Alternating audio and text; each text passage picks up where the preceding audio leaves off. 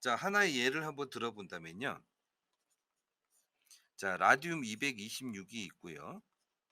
자, 그다음에 자, 세슘 137이 있고, 자, 코발트 60이라고 하는 게 있어요. 자, 그런데 지금 자, 이게 반감기가 얼마냐면 이게 1620년이에요. 그런데 세슘은 반감기가 약 30년 정도 되죠. 자, 그다음에 코발트 같은 경우는 자, 5.26년이에요. 자, 그러면 자, 여기에서 지금 보면 반감기가 짧을수록 있지 않습니까? 그 짧은 것은 어디냐면 여기가 짧다라는 얘기죠. 그럼 질량수가 작은 게 어떤 겁니까? 여기가 작죠. 자, 그렇기 때문에 이렇게 내려갈수록 자, 비방사능은 자, 증가된다라고 볼 수가 있겠죠. 그래서 이게 하나의 자, 우리 인류 역사상의 히스토리라고 보시면 됩니다. 그래서 과거에는 라듐 226을 우리가 쓰다가 자, 이 비방사능이 너무 낮아 가지고요. 세슘으로 바꿨는데 자, 이 세슘을 지금은 코발트 60으로 대체를 하고 있는 상황이죠. 그래서 이런 개념으로 이제 보시면 됩니다.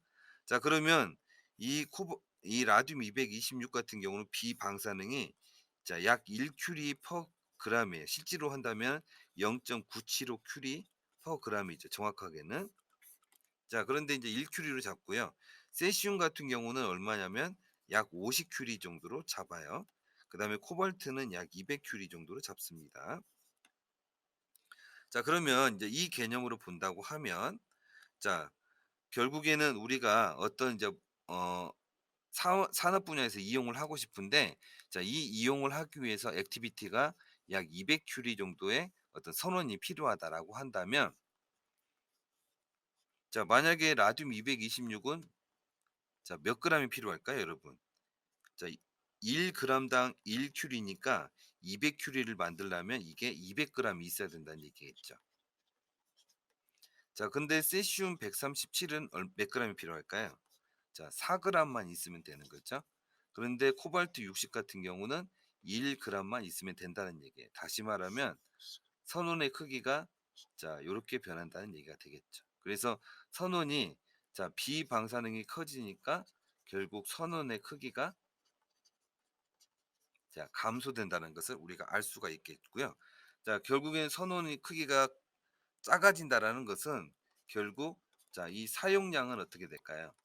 자, 감소한다는 것을 알 수가 있겠죠.